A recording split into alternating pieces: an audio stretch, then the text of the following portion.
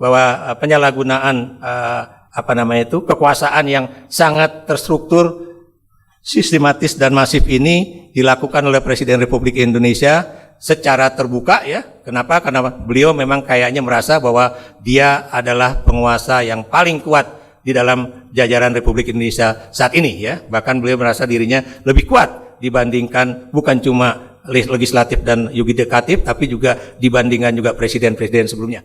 Maka kami Forum Penyelamat Reformasi dan Demokrasi yang terdiri dari purnawirawan TNI Polri, akademisi, dan tokoh-tokoh masyarakat, budayawan, dengan tegas menyampaikan petisi sebagai berikut. 1. Bahwa untuk mencegah terjadinya perpecahan dan atau untuk menjaga keutuhan dalam berbangsa dan bernegara, serta tidak menimbulkan kerusakan yang semakin parah dalam sistem ketatanegaraan, juga menghentikan atau setidaknya menghindari penyalahgunaan kekuasaan yang berkelanjutan, kami mendesak Presiden Joko Widodo untuk secara sukarela mengundurkan diri dari jabatan Presiden Republik Indonesia.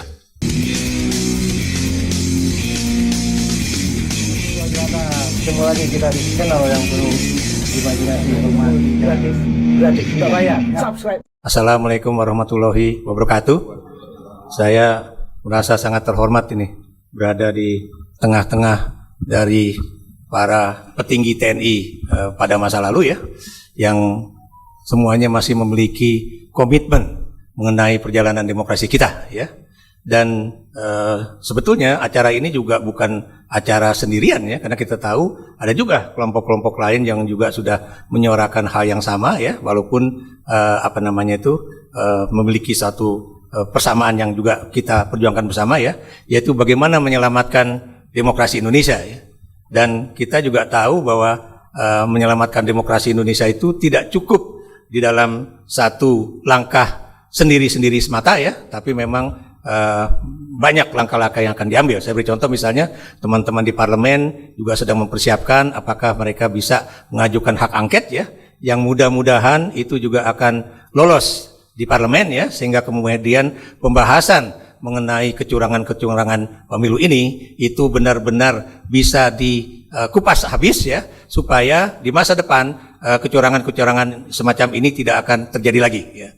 Nah, mengapa hal yang seperti ini baru terjadi pada masa ini ya? Yang saya maksud itu juga termasuk mengapa beberapa petinggi TNI yang sudah purnawirawan ini juga memiliki satu komitmen yang tegas ya mengenai jalannya pemilu ini, karena memang kita tahu apa yang terjadi pada pemilu 2024 ini adalah very extraordinary ya, sangat-sangat luar biasa, yang tidak pernah terjadi dalam perjalanan sejarah Republik Indonesia ya, khususnya yang terkait dengan pemilihan umum ya. Dan kita lihat ya, saya berkali-kali juga mengatakan di berbagai forum bahwa pemilu 2024 ini adalah yang terburuk dalam sejarah pemilu Indonesia sejak 1955 sampai detik ini ya. Kenapa demikian ya? Karena kebetulan presiden yang sedang berkuasa, yaitu Bapak Joko Widodo atau Jokowi, itu ternyata memiliki kepentingan pribadi, yaitu menjadikan anaknya yang terbesar atau anak sulungnya, Gibran Rakabuming Raka itu untuk menjadi wakil presiden Republik Indonesia. Kenapa saya langsung mengatakan wakil presiden? Karena memang setting untuk Gibran menjadi wakil presiden itu rupanya sudah dipersiapkan cukup lama ya, paling tidak sejak tahun 2020 lah ya. Dan Anda tahu ya, Pak Jokowi juga berkali-kali mengatakan apa, tapi juga kemudian berkali-kali juga dia membantahnya ya. Saya beri contoh misalnya bahwa katanya Gibran masih terlalu muda, belum cukup umur, pengalamannya juga baru 2 tahun menjadi wali kota Solo, jadi belum punya pengalaman yang kuat ya. Demikian juga dari segi ilmu pengetahuannya juga masih membutuhkan satu tingkatan yang boleh dikatakan cukup tinggi ya, untuk kemudian bisa menduduki jabatan sebagai wakil presiden. Tapi kita tahu ternyata apa yang diucapkan oleh presiden itu kemudian dianulir sendiri ya, termasuk juga katanya dia tidak akan cawe-cawe, tapi kemudian cawe-cawe. Katanya dia tidak ikut kampanye, tapi ternyata dia juga melakukan kampanye bukan kampanye terselubung ya, tapi kampanye terbuka, walaupun itu menggunakan jaket atau jas sebagai Presiden Republik Indonesia, yang kemudian katanya saya nggak melakukan kampanye, juga melakukan kunjungan kerja ya. Jadi itulah yang kita rasakan dan kita lihat bersama.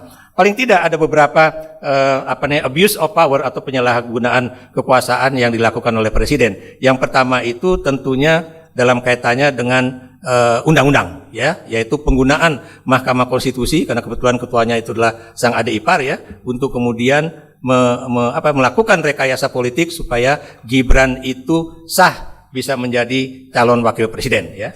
Yang kedua kalau kita lihat, ya, bagaimana intervensi terhadap lembaga-lembaga baik itu pemerintah maupun lembaga negara yang lain, ya. Saya beri contoh misalnya bagaimana penggunaan aparat di Kementerian Agama, bagaimana penggunaan aparat di Kementerian Pertanian, ya, bagaimana penggunaan aparat baik TNI ataupun Polri, ya, baik itu pada masa kampanye mencabut baliho-baliho ataupun pada masa yang lain, ya, yaitu baik tertutup maupun terbuka, ya, mempengaruhi agar misalnya, ya, kepala-kepala desa itu melakukan apa yang diperintahkan oleh mereka yang ada di atasnya, ya. Dan ketiga itu adalah bagaimana pelanggaran yang terkait misalnya pembagian bansos, ya, baik yang dilakukan oleh presiden, baik yang dilakukan oleh para menteri, baik yang dilakukan oleh kaki tangannya di bawah, ya, dalam membagikan bansos dan juga BLT, bukan cuma secara tutup tapi juga terbuka. Anda bisa lihat, ya, bagaimana pembagian uang, ya, dalam alasan sebagai bantuan langsung tunai itu jumlahnya juga tak terkira, dan kemudian siapa yang melakukannya juga bukan cuma satu agen, dalam kaitannya adalah bukan cuma misalnya mereka-mereka yang menjadi ASN dan sebagainya, tapi memang terbuka. Dan ini yang seharusnya juga diketahui baik itu KPU oleh Bawaslu dan sebagainya, tapi juga tidak dilakukan tindakan apapun. Dan saya juga melihat bahwa penyalahgunaan kekuasaan yang sangat terstruktur, sistematis dan masif ini dilakukan oleh Presiden Republik Indonesia secara terbuka, ya. Kenapa? Karena beliau memang kayaknya merasa bahwa dia adalah penguasa yang paling kuat di dalam jajaran Republik Indonesia saat ini, ya. Bahkan beliau merasa dirinya lebih kuat dibandingkan bukan cuma legislatif dan yudikatif, tapi juga dibandingkan juga presiden-presiden sebelumnya. Jadi ini aja yang menjadi pengantar saya, ya, dan mudah-mudahan nanti Anda bisa juga mendengarkan, ya, paparan dari mantan KSAU yang bisa menjelaskan apa yang akan dinyatakan di dalam petisi Forum Penyelamat Reformasi dan Demokrasi. Terima kasih, Mas Rudi. Bismillahirrahmanirrahim. Assalamualaikum warahmatullahi wabarakatuh. Pertama-tama saya ucapkan terima kasih kepada para media yang bisa hadir pada sore hari ini. Sebelum saya membacakan petisi ini, sebetulnya permasalahan-permasalahan ini sudah kita amati, kita diskusikan baik sebelum pencoblosan, pada saat pencoblosan, dan pasca pencoblosan. Sehingga banyak sekali masalah-masalah, kita diskusikan, akhirnya kita membuat suatu forum ini yang tidak ada kaitannya dengan capres, cawapres siapapun. Ya, ini murni demi perjuangan reformasi dan demokrasi yang sudah berjalan ini, jangan sampai luntur, apalagi sampai rusak. Untuk itu saya akan sampaikan petisi ini, dan tolong betul-betul jangan dikurangi dan jangan ditambahkan. Petisi Forum Penyelamat Reformasi dan Demokrasi. Dengan mempertimbangkan secara seksama bahwa telah terjadi kecurangan yang terstruktur, sistematis, dan masif dalam penyelenggaraan pemilihan umum, khususnya pemilihan presiden tahun 2024. Baik sebelum hari H, pada hari H, hari Rabu tanggal 14 Februari 2024, dan pasca hari H, yang antara lain berupa terjadinya abuse of power, penyalahgunaan kekuasaan, sehingga patut diduga terjadi ketidaknetralan Presiden Republik Indonesia dengan melakukan intervensi terhadap Mahkamah Konstitusi, KPU, Badan Pengawas Pemilu, DKPP, bahkan melakukan pengerahan ASN, kepala desa, dan perangkat desa. Di samping itu juga terjadi intimidasi dan pengarahan pilihan rakyat yang dilakukan oleh aparat penegak hukum di berbagai daerah. Kemudian melakukan politisasi bantuan sosial dan BLT serta penyalahgunaan fasilitas negara untuk melakukan kampanye terselubung. Dari berbagai peristiwa yang berkaitan dengan hasil perhitungan suara yang disajikan oleh KPU melalui aplikasi Sirekap dan peringatan serta anjuran dari Bawaslu dan keputusan DKPP, kami menilai telah terjadi ketidaknetralan KPU selaku penyelenggara pemilu. Dengan mempertimbangkan bahwa segala peristiwa di atas telah memicu munculnya kritikan dari para guru besar, para pakar, para tokoh bangsa, akademisi, serta gelombang demonstrasi masyarakat menolak hasil pemilu. Khususnya Pilpres 2024 yang dapat menimbulkan konflik horizontal, seperti yang sudah terjadinya benturan antara masyarakat dengan ormas tertentu. Namun kita lihat sendiri, Presiden Republik Indonesia sebagai kepala negara dan kepala pemerintahan seolah-olah membiarkan dan mengabaikan semua yang terjadi di atas tersebut. Maka kami Forum Penyelamat Reformasi dan Demokrasi yang terdiri dari purnawirawan TNI Polri, akademisi, dan tokoh-tokoh masyarakat, budayawan, dengan tegas menyampaikan petisi sebagai berikut. 1.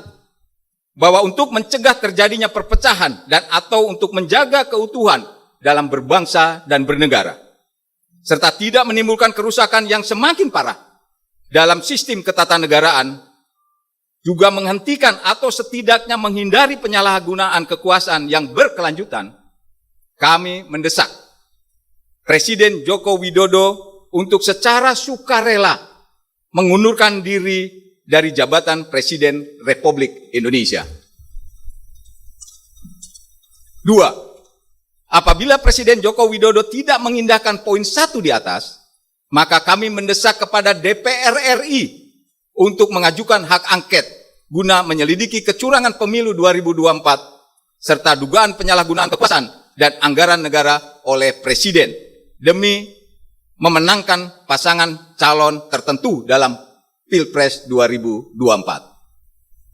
3. Dengan mempertimbangkan kecurangan yang terjadi pada Pilpres 2024 secara TSM, kami menuntut pembatalan hasil Pilpres 2024 dan melaksanakan pemilihan presiden ulang dengan terlebih dahulu mengganti semua perangkat penyelenggara pemilu karena sudah terbukti bertindak tidak transparan, tidak profesional, dan tidak amanah dalam menjalankan tugasnya.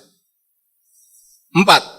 Dengan mempertimbangkan hasil sidang Kehormatan Mahkamah Konstitusi dan hasil sidang Dewan Kehormatan Penyelenggara Pemilu, di mana pencalonan saudara Gibran Rakabuming Raka jelas cacat etika, cacat moral, cacat prosedur, dan ada benturan kepentingan, konflik of interest. Kami mendesak agar saudara Gibran Rakabuming Raka didiskualifikasi dan tidak diperbolehkan mengikuti Pilpres ulangan yang akan diselenggarakan.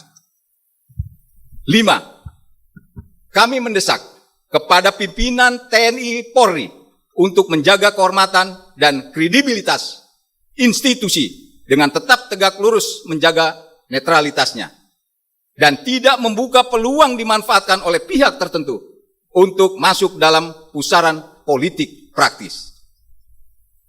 6. Kami meminta kepada masyarakat untuk tetap tenang dan tidak terpancing oleh provokasi ancaman konflik horizontal, serta menjaga persatuan dan kesatuan demi keutuhan bangsa dan negara. Jakarta, 24 Februari 2024, Forum Penyelamat Reformasi dan Demokrasi. Sekian, terima kasih.